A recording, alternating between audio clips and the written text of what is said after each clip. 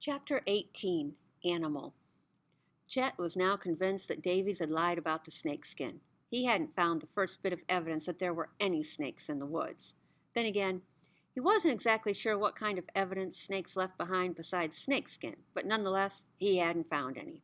He'd even broken off a branch so he could root around. He used the branch to push aside clusters of fallen twigs and small bunches of leaves to see if a snake was hiding underneath, fangs at the ready, and he wasn't even scared either, because he was no chicken. The noises in the woods were fairly standard. The occasional tweet of some stupid bird, the faraway sound of a car driving down a road in the neighborhood, the sound of Chet's sneakers hitting the ground. But during a particularly detailed search at the base of an ash tree, while Chet diligently poked at the ground with his branch, he heard something different. It sounded like someone moving stealthily through the trees, someone or something.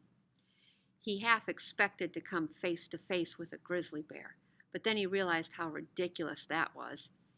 He reminded himself that he was no chicken, even though his heart was pounding. When he didn't see anything, he stood up straighter and turned all the way around to give the area a proper survey. He listened. He heard it again, now from another direction. The shifting, the movement. He shifted too, quickly, so quickly that he made a lot of noise. "Shh," he said to himself. He raised a branch, prepared to use it as a weapon. "Who's there?" he said, but his voice was so quiet and whispery that he wasn't sure anyone would have heard it. Then it dawned on him. It was probably that idiot boy with the backpack, the skinny kid who never talked, the Chinese or whatever he was kid. He was probably trying to make his way back home and wanted to stay out of sight, which made perfect sense, all things considered. Let's face it, that kid was no match for Chet Bullens. Chet's confidence returned. It bloomed through his body until his shoulders relaxed and his chest puffed out. "Hey, Dumbo," he said, "is that you, sneaking off to the bookstore?" Chet laughed like this was the funniest thing he'd said all day. He often thought he would make a good comedian, what with all his funny jokes. Chet waited. His eyes moved slowly from tree to tree. The thought of someone being so afraid that he had to sneak by made Chet feel like a warlord or warrior. Sometimes, before he went to bed at night, he even imagined himself that way, like it was the Middle Ages and he was an all-powerful knight, sitting atop a mighty horse, covered in armor and pointing at people with his fine-tipped sword. "Go fetch me water, you peasant," he'd say in his imaginings. But there were no peasants here, so he was stuck with names like Dumbo. It would work better if the kid had big ears, but it still worked. "You can run, but you can't hide," yelled Chet. It wasn't very original, but it was all he could come up with on short notice.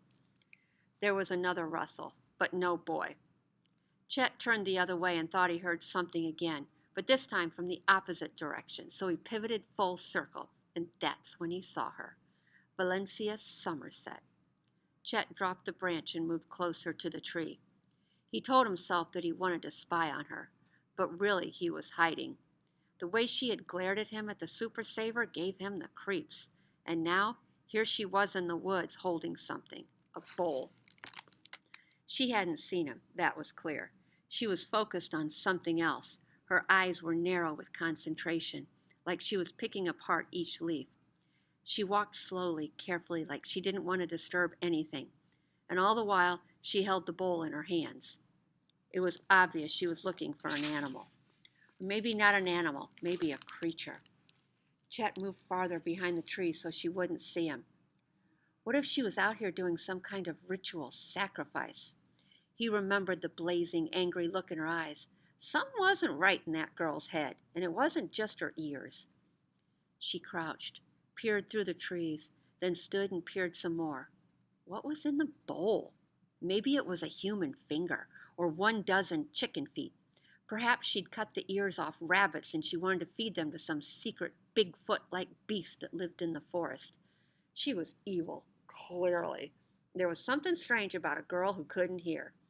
Unless she really was lying about it. Chet mustered up the courage to make a noise that sounded like it could be an animal. He clucked his tongue. He hooted like an owl, quietly at first, then louder. Valencia didn't react. He hooted again, louder still, but she just kept walking deliberately with her bowl. A few logical explanations crossed Chet's mind. Maybe she was taking care of stray cats, only hadn't seen a single one out here. There were only squirrels, and who would bring a bowl into the woods to feed squirrels? Clearly, she was up to no good.